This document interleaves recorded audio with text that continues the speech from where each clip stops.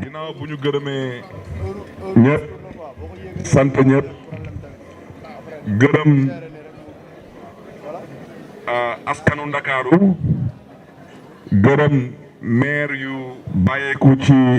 19 communes yi ñëw fekk si tey waxtaan ji ñu gërëm adjoint au maire yi gërëm conseil municipaux yi gërëm directeurs yi ak chef de service yi gërëm administration wu mairie de Dakar gërëm leen yéen journalistes yi ak invités yi nu ma ko waxee daal ci tubaab ci gàttal mooy le 23 janvier dernier askanu Dakar dañu wone seen bopp wone seen taxawaay wone seen cofeel ak tamit seen yéene ak seen yaakaar ci suñu coalition lu ñu jotoo wone le 23 janvier mooy dañu bëggoon am changement fii biir Dakar changement bu radical moo tax bu ñu jëlee fonction le 17 février ba tey ñu daal di jël engagement ci population yi que dinañ fësal suñu cofeel fësal suñu yéene ci Dakar ak ci ëllëgu Dakar te nuñ ko fas yéene defee mooy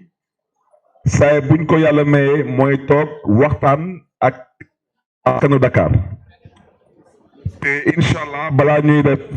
lu ñuy woowee bilan 100 premiers jours te 100 premiers jours yooyu dinañ ko am incha allah le 3 juin ci at bi balaa ñu koy def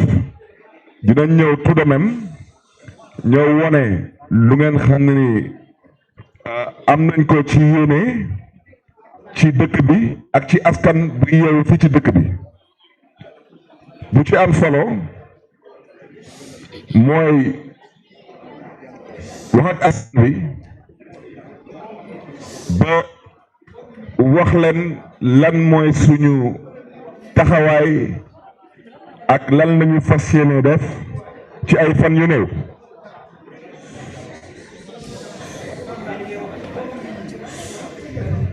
s'il vous plaît derrière avec tout le respect qu'on vous doit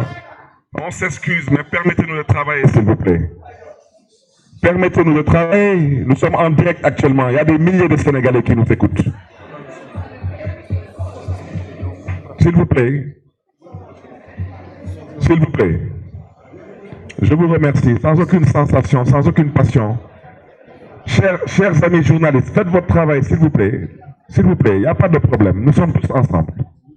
Merci. Voilà. Moi, je vais dire que le 12 mai, ci Yàlla àndee Inch'Allah, fii ci mairie de Dakar, dañu fas yéene wonewaat suñu cofeel ak suñu yéene ci askanu Dakar. Le 12 mai Inch'Allah conseil municipal bu Dakar moom moo délibéré ne de baaxee askanu Dakar lu tollu ci 1 milliard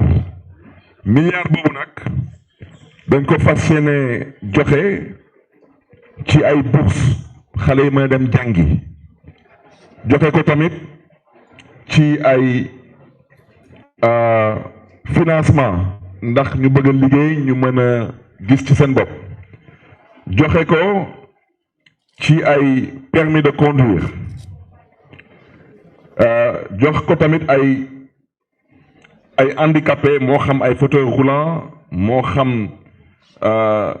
ay kit pour dialyser moo xam ay couche pour ñu am ay doom yu feebar fas yéene tamit sargal ak sigil étudiants yi ñu fas yéene jël lu toll ci 10 000 étudiants jox leen ay ticket de restaurant pour 1 mois fas yéene jox étudiants yi ay tablettes fas yéene tamit jox étudiants yi tamit ay bourses d'études suñu yaay suñu jigéen yi ñu fas yéene tamit jox leen ay congélateur ay machines à coudre ak ñoom seen dinañ tamit joxe ay kiosque multiservice dinañ joxe tamit ay bon Auchan loolu lan moo ko waral loolu lu ko waral wax naa ko nee naa ci dëkk bu sérieux tey gouvernement bu Sénégal naroon na am yeneen priorité que nekk di bëgg a xam lan moo xew mairie de Dakar parce que mairie de Dakar moom ku ko xamul daal ma xamal la ko waaw Yewwi Askan Wi moo fi toog loolu la yàlla dogal waaw te ñun waa Yewwi Askan Wi dañu fas yéene mandat bi liggéeyal askan wi wante nag ànd ci ak ñëpp te kooku je pense que ñu fi jot jaar di couvrir ay événements ba ci dernier conseil municipal dañu tàllal suñu loxo lu ñuy woowee l'opposition plurielle locale donc dañ ko fas yéene wax dëgg yàlla Dakar tabax ko ak ñëpp moo tax tey suñu toogee tey di gis ndóol bu am ci réew mi nit ñi suñu ndekkee duñu añ ndax lan xiif di gis tey dund bu cher bi di gis tey daanaka tey lu ñuy woowee érosion du pouvoir d'achat mooy da ngay soo amoon 1000 francs at ci ginnaaw mu ngoon nga am ñaari mbuus tey soo amee 1000 francs benn mbuus sax mënoo ko am loolu yëpp dañ koy ñaawlu ñu xool tamit naka la économie bi tamit yàqoo moo xam ci ay secteurs yu bëri mooy lu ñuy woowee rek la décomposition avancée des secteurs de production de distribution et de services ñu xool tamit tey jàng bi nuñ ko yàqeet xool tamit tey lu Sénégal yi di dund tey ci mbiru faju mooy santé wax dëgg yàlla lenn rek laa ci mën a wax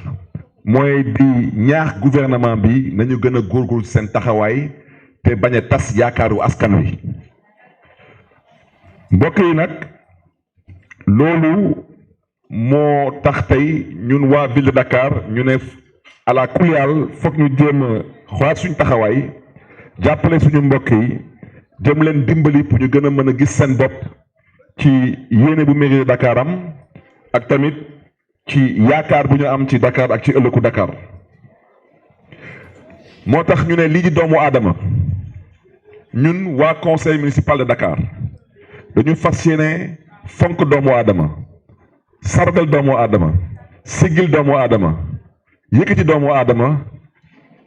te le 12 mai incha allah képp kuy doomu Ndakaaru te sa loxo jotul sa ginnaaw ñu ngi lay invité nga ñëw bindu fii ci guichet bi ndax nga mën a bokk ci ñu mën a gis seen bopp ci la journée de la solidarité que la ville de Dakar va organiser le 12 mai.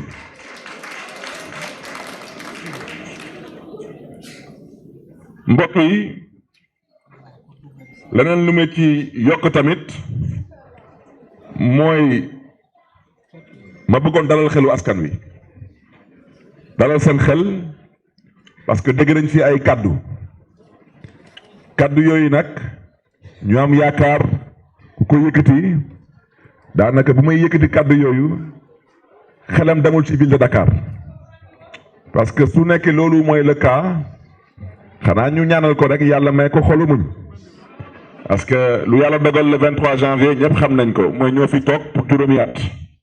te fas yéene nag toog fii te liggéeyal askan wi parce que loolu mooy suñu warugar moo tax ñu bëgg a wax nañ leen bàyyi ñu wax wante ñun lii suñu warugar xam nañ ko te dañ ci taxaw bu baax a baax moo tax mbokk yi mais dalal seen xel dama ne xam nañ lan mooy suñu mission xam nañ lan la ñu yoon may ci ay sañ-sañ xuloo taxuñu jóg xeex pour ñu xeex foog ñu nekk ñaar te man Barthélémy Dias ba ma nar a xeex naa ànd ci ak Yewwi Askan Wi ba yàlla may ñu ci ndam kon tey il faut que ni ñoom seen responsabilité mooy jéem a xool nu ñuy xeex ak mairie de Dakar lenn nag laa leen mën a wax mooy xeex bu ñu xeex une fois de plus on doit être deux te ñun lu ñu fi indi tey du xeex lu ñu fi indi tey mooy liggéeyal Dakar ak liggéeyal askanu Dakar ak ëllëgu Dakar kon nag mbokk yi loolu laa bëggoon wax ci gàtt ci wolof yëgal tamit askan wi nu ma ko waxoon ci campagne bi dañ ma bëggoon dëkkaloo fu ma dëkkul taxaw ne Barthélémy Diaz su ngeen ko falee maire de Dakar day jël mairie de Dakar mu doon gànnaay ci moom pour xeex ak état dama ne mairie de Dakar ba may campagne naa leen su ma jëlee mairie de Dakar dama fas yéene ànd ak état liggéey ak état parce que loolu mooy suma responsabilité te loolu mooy suma cër te may yëgal askan wi lu ma waxoon ci campagne bi bañ may installé tamit ma joroon ko tamit digalaat fii mooy dama waxoon dinaa sàkku audience ci président de la république audience bi nag dugal naa ko mi ngi nii ma bëgg nag leeral wax ci Barthélémy Diaz soxlawul gis Macky Sall loolu wax dëgg yàlla amalul askanu Dakar benn intérêt wante maire de Dakar dama fas yéene dem seeti président de la république pour ñu mën a waxtaanu Dakar ak waxtaanu ëllëgu Dakar di am yaakaar nag président de la république dina nangu audience bi am tamit yaakaar que président de la république dina nangu tamit régler yenn problème yu ngeen xam ne ni mairie Dakar am na ko te mu nekk ay problème yu ngeen xam ne ni lépp politique moo tax problème yooyu mairie Dakar di ko dund donc nag mbokk yi laa bëggoon wax audience boobu nag ma bëggoon wax ci leer laata ñu dem ci audience boobu dinañ am tamit benn communiqué bu ñuy baaxee askan wi parce que wax jooju sax mën na ñàkk wante naa leen ko baaxee rek comme ñoom nee nañu ñoom dañuy dalal seen xel nee nañu dañuy daal di recruter ay maire anaka ay transhumants waaw ñun loolu yóbbu ñu palais ñun lu ñu yóbbu palais mooy jéem a xool lii di la ville de Dakar naka la mën a liggéey ak état bi naka la mën a collaborer ak état bi et ci loolu tamit maa ngi ñaax président de la république que lépp lu ñuy jéem a waxtaane suñu biir wala lépp lu ñuy jéem a liggéey nañ ko teg ci yoon te mu bañ a nekk par parloo Dakar 19 communes la président de la république su jógee ba taxaw ne am na yéenewu tabax Dakar wax dëgg yàlla man damay sant yàlla ci loolu wante président de la république su bëggee tabax Dakar priorité bi nekkul plateau priorité bi nekkul Médina dama ne am na fi ay commune seen salaire sax mënuñu ko fay balaa ngay tudd plateau te maa ngi nuyu di ziar suma mag suma doomu ndey le maire Alioune Ndoye balaa ngay tudd Médina maa ngi au passage nuyu le maire de la Médina na nga tudd Cambérène na nga tudd Grand Yoff na nga tudd Parcelles Assainies tuddal Dakar waxal waxu Dakar te loolu may wax ci moo tax ma bëggoon leeral wax ci ku bëgg a tabax Dakar da ngay ànd ak dal da ngay ànd ak yéene da ngay ànd tamit ak cofeel ci askanu Dakar ak ci Dakar mais nag ku bëgg a tabax Dakar bëgg ci def nag par parloo ak mbiru politique wax dëgg yàlla loolu man xajuma ci te am naa yaakaar na ne que président de la république dina xam fu may waxee nekkoon na fi maire xam na lan mooy maire yàlla dogaloon tamit mu nekkoon fi ministre de l'intérieur xam na bu baax lan mooy Dakar nekkoon na fi tamit premier ministre xam na bu baax a baax Dakar xam na difficulté wu Dakar xam na urgence wu Dakar yi donc audience boobu j'espère que dinañ ci jot te am tamit yaakaar suñ ci génnee incha allah Dakar dina gën a am taxawaay te Dakar tamit en tant que commune en tant que ville dina am une meilleure collaboration avec les démembrements de l'État dans l'intérêt général des populations ngeen may ma nag mbokk yi ma mën a wone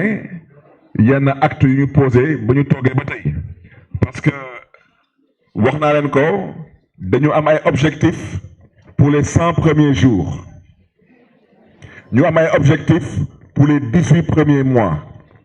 ñu am tamit ay objectifs pour le mandat 100 premiers jours yi incha allah le 3 juin lay am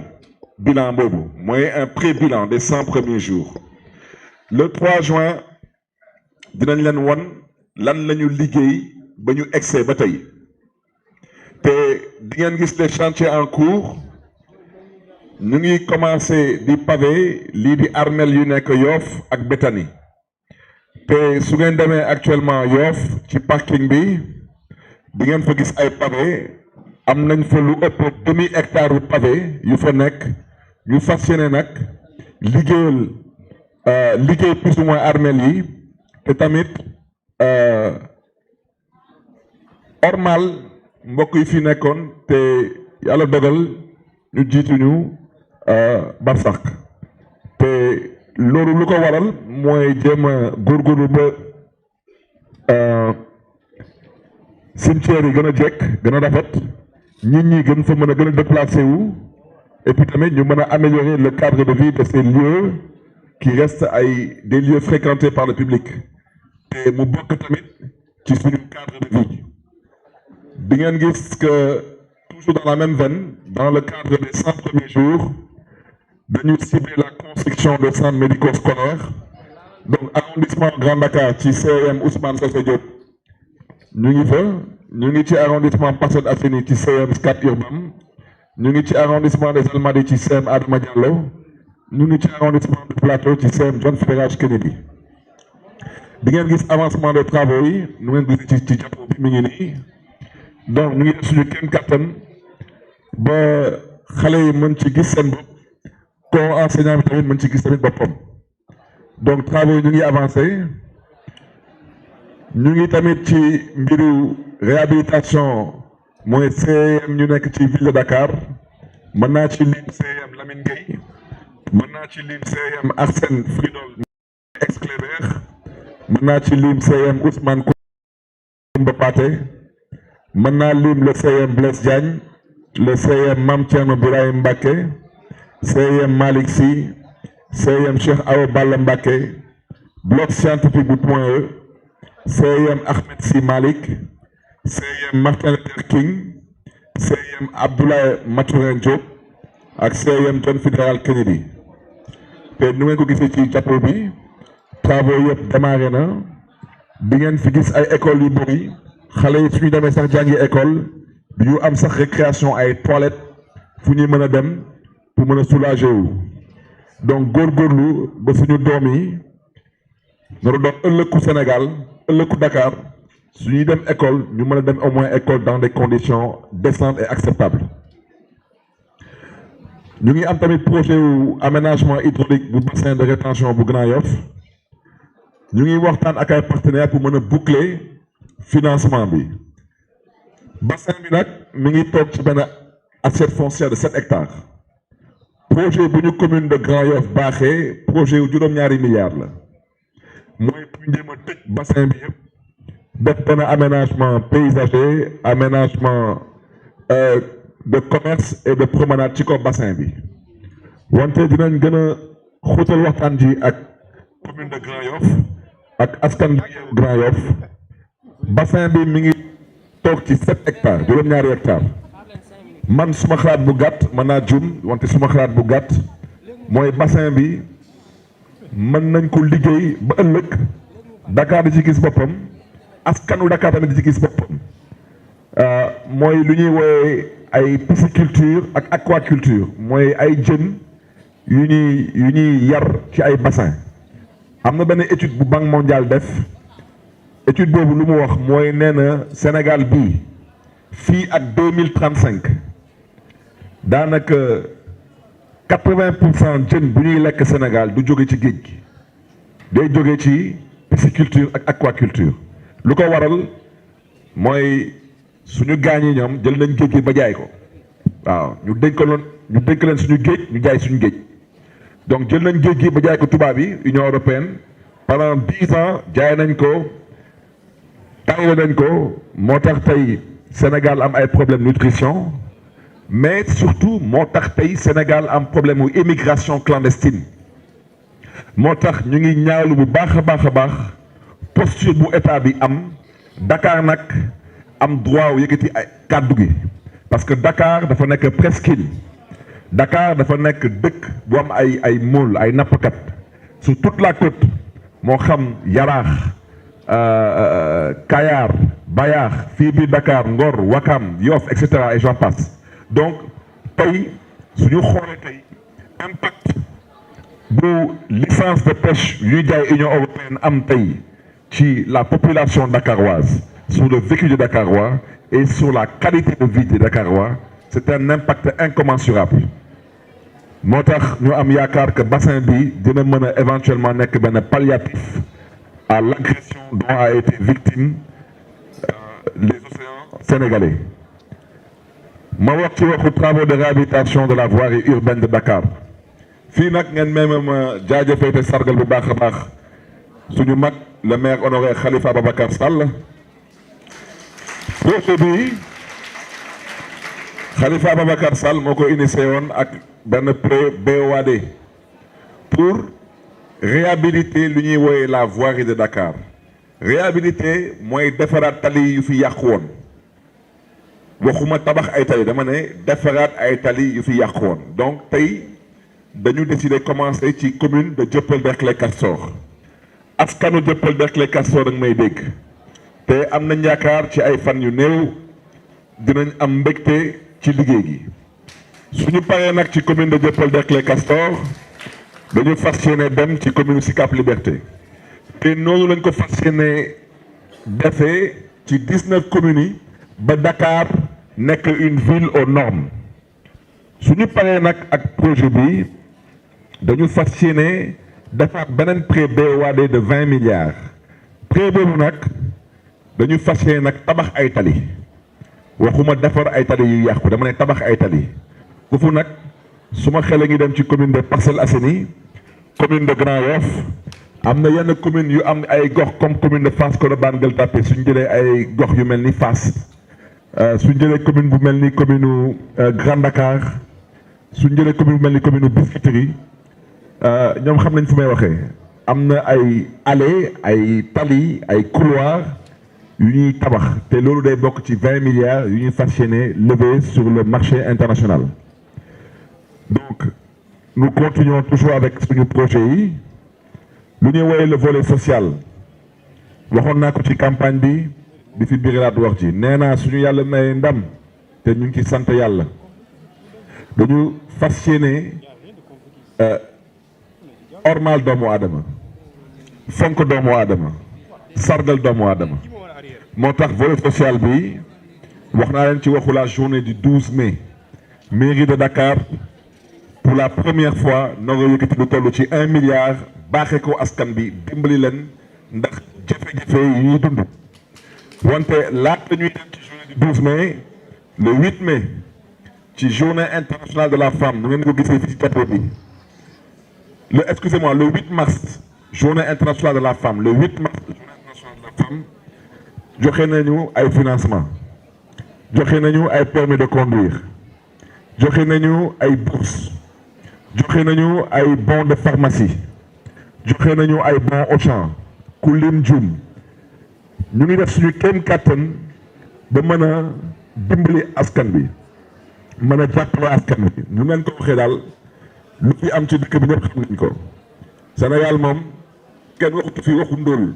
ñun dañu dépassé ndóol ñun leneen la ñuy dund tey Sénégal kon xama ban xeetu natt la wante yàlla nañu yàlla gaaw a teggil natt boobu ma wax nag ci waxu projet bi mu nekk projet bu ñu ñor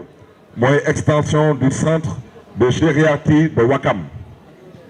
di ngeen ko gis fii centre bi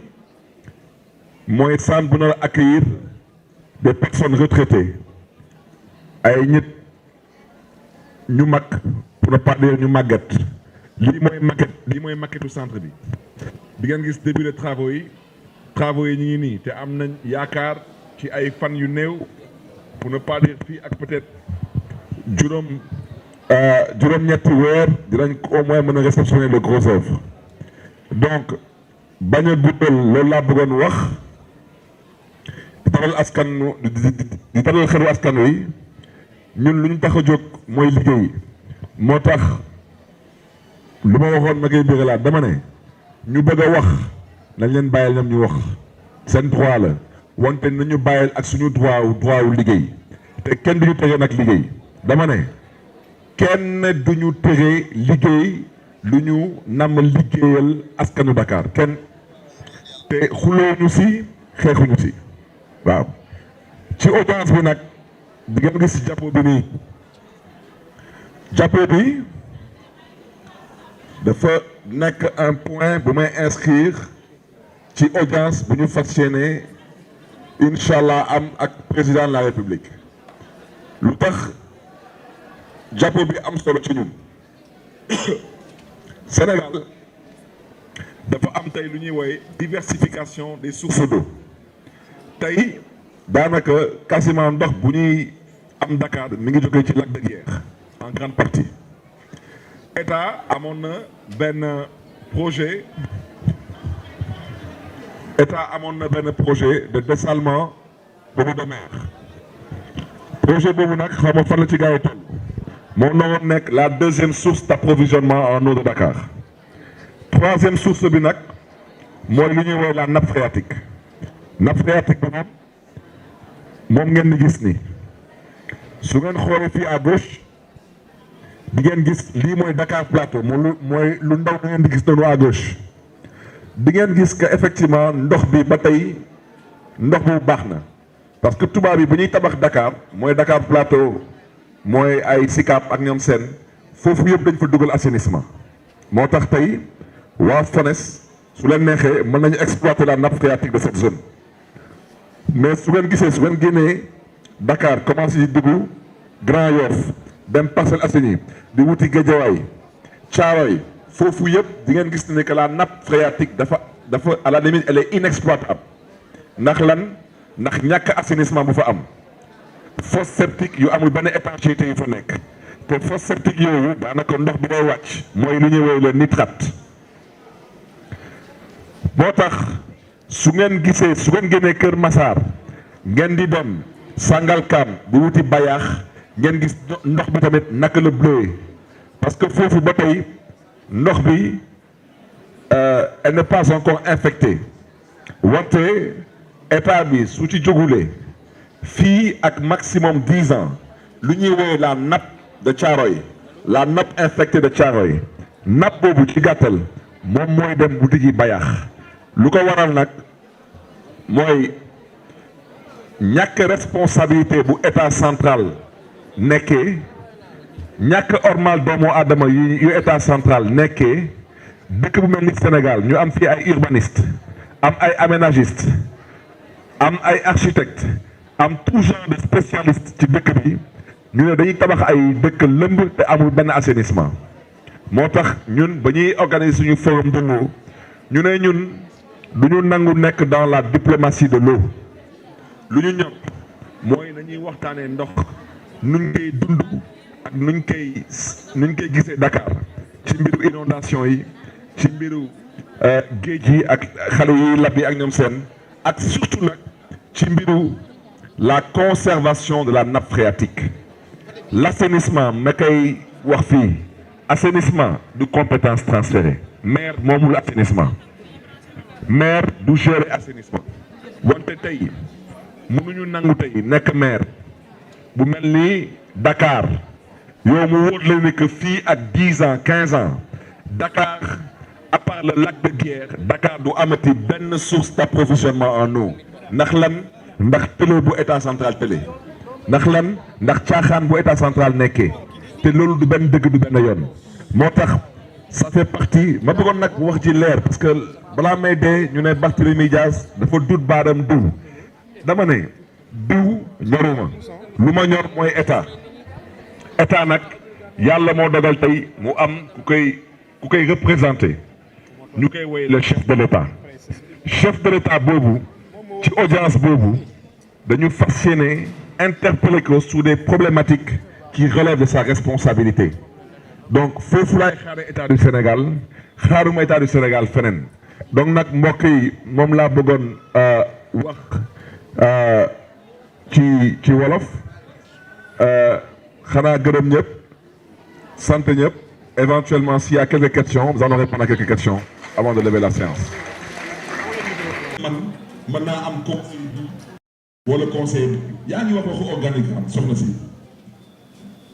kan mooy directeur de cabinet du président de la République man xaw ma ko wante lu ma leen mën a wax mooy lu loi bi wax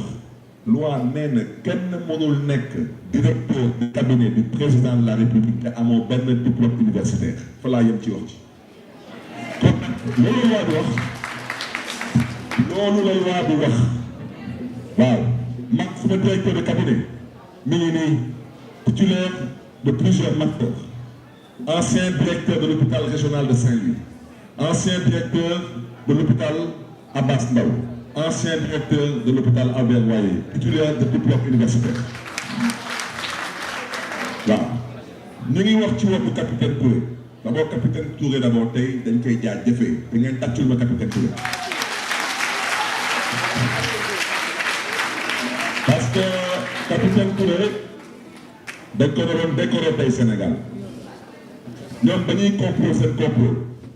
capitaine Touré su gëmuloon yàlla dama ne capitaine Touré ay mbokk mag may dégg su gëmuloon yàlla peut-être tey dina dëgg beneen grade wante nag su ko defoon tey Sénégal di ngeen dëgg lu ëpp 14 morts capitaine Touré que Dieu vous garde et que Dieu vous bénisse man naa ko wax Guy Marius Sagna nag moom tey Sénégal ci gàttal amatul syndicat ay syndicaliste di dugg ci lu ngeen xam ne seen yoon newu ci wante nag yàkkamti ñu fi kenn waaw syndicaliste ngay taxaw ne da ngay représenter les travailleurs de la ville de Dakar fii mairie de Dakar di ngeen gis nit buy liggéey am master 190 000 francs yu bëgg ak bàyyi du ko wër bu këram vous pour le nom et le compte des travailleurs de la ville de Dakar doivent parler te bàyyi di dugg ci lu ngeen xam ne seen yoon newu ci waaw man bokkuma man dama ne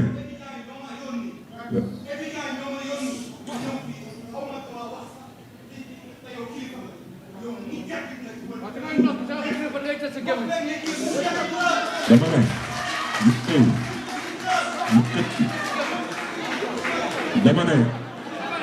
question bi il faut qu'on se comprenne ngeen may ma nag yéen waa presse bi ab déglu rek s'il vous plaît sénégalais ñu ñuy déglu ab déglu rek dinaa leen jox exemple parce que waxuma waxu conseiller technique en charge des affaires sociales et de la réinsertion parce que poste boobu il a toujours existé la preuve à la ville de Dakar dafa am la DAS c'est la direction de l'action sociale mais su amee c'est l'administration mais ci bureau municipal bi am na adjoint au maire de Dakar en charge de l'action sociale loolu bureau municipal la mais ci conseil municipal bi am na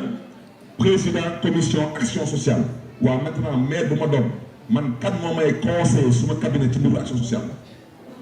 kan dama ne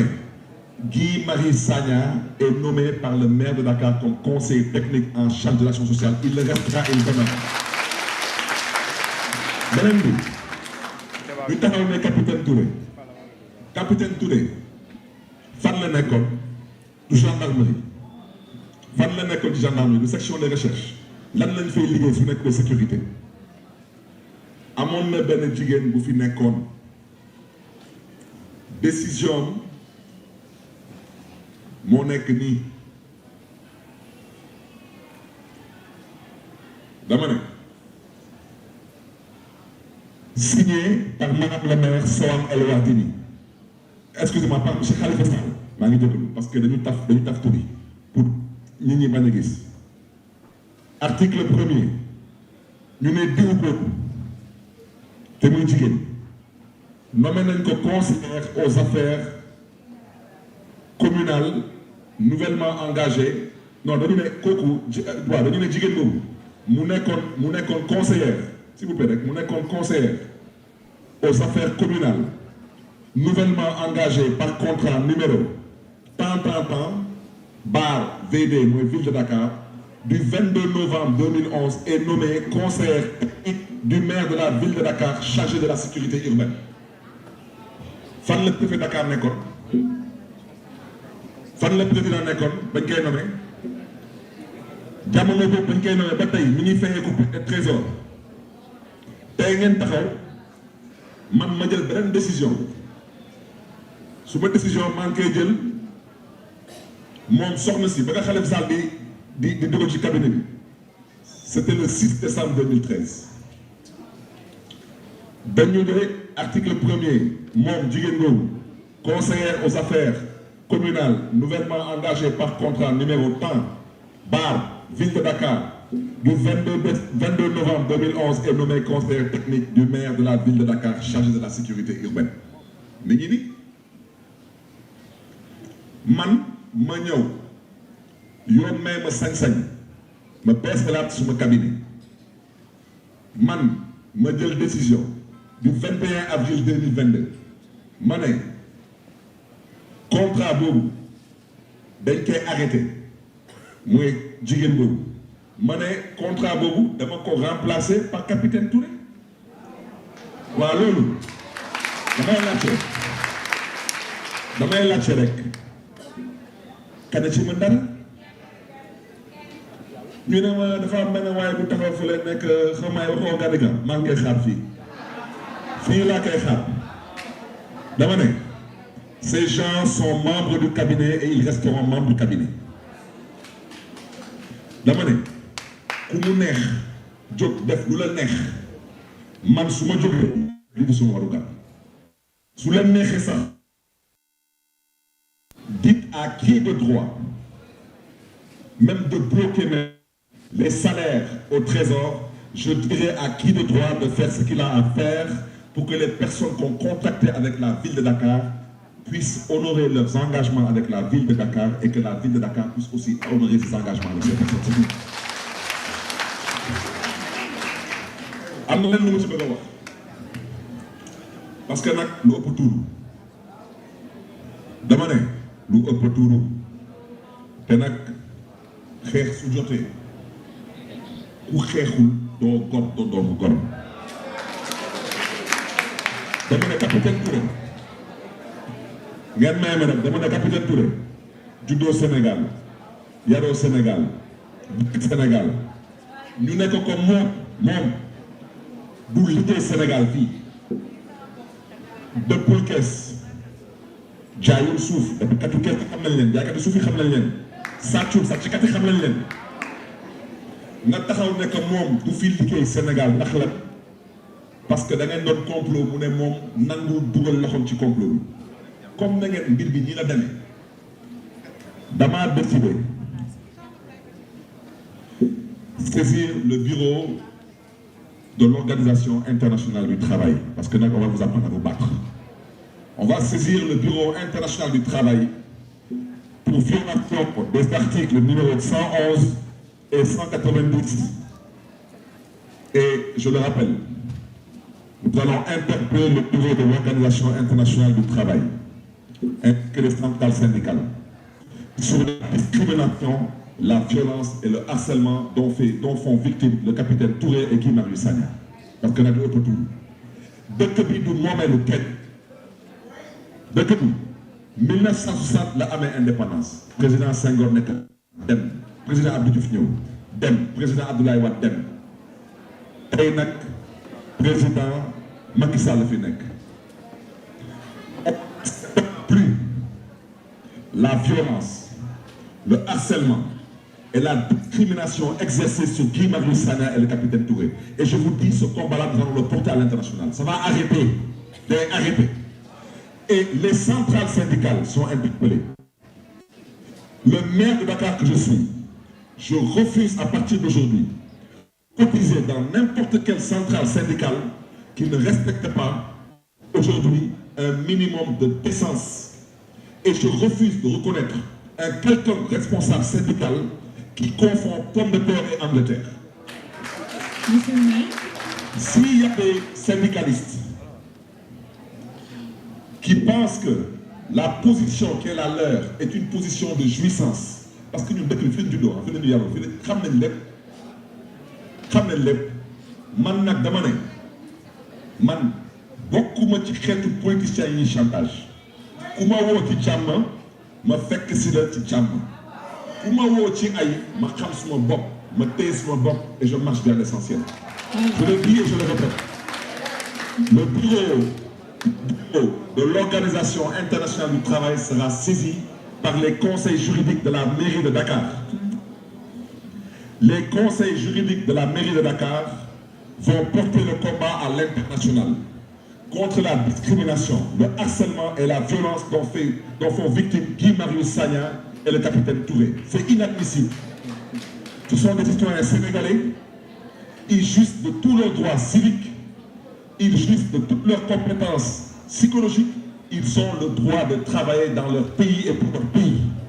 N'en déplaise à des personnes qui malheureusement sont en fin de carrière ou dans un désarroi. Donc je tiens à le dire avec force. Et je tiens à inviter la presse à traiter l'information sans aucune sensation et sans aucune passion. Et je voudrais terminer en une chose. Si ceux qui ont parlé de révocation, en parlant de révocation, ont peut-être pensé à la mairie de Dakar, je les invite respectueusement à retirer leur propos. Pour la stabilité du pays et pour la stabilité de leur gouvernement. C'est ce que je peux dire. Merci beaucoup, monsieur le maire. Je pense qu'il a répondu à toutes les questions.